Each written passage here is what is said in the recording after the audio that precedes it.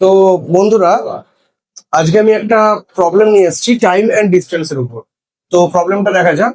যদি একজন মানুষ তার স্বাভাবিক গতির থেকে 7/8 গতিতে হাঁটে, তবে সে তার স্বাভাবিক সময়ের থেকে 20 মিনিট দেরিতে পৌঁছায়।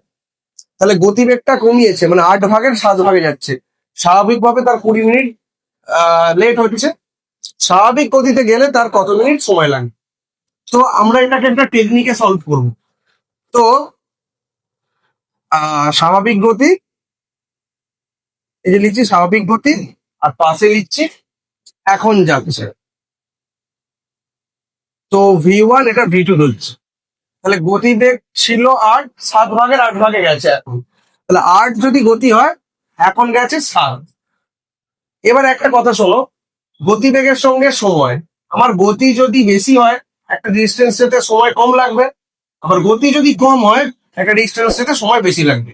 তাহলে গতির সঙ্গে সময়টা ব্যস্তানুপাতিক। গতি বাড়লে সময় কমবে যেতে, আর গতি কমলে সময় বেশি লাগবে।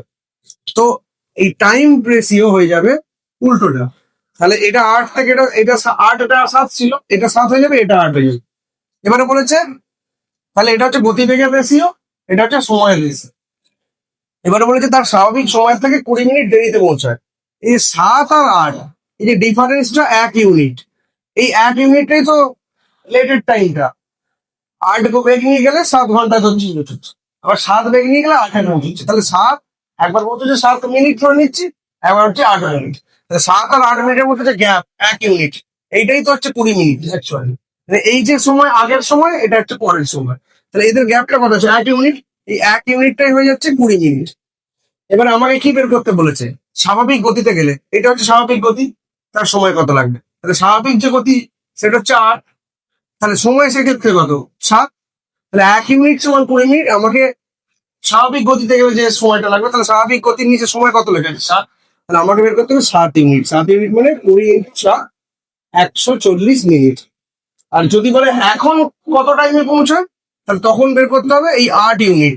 8 ইউনিট সমান 8 × 20, 160 মিনিট। তাহলে এই দুটোর গ্যাপ করো। এই তো আগে লাগতো 140 মিনিট, এখন লাগছে 160 মিনিট। এই যে 20 মিনিটের গ্যাপ, এটাই দেওয়া আছে। ব্যাস, তাহলে এখন সময় 140 মিনিট। That's all.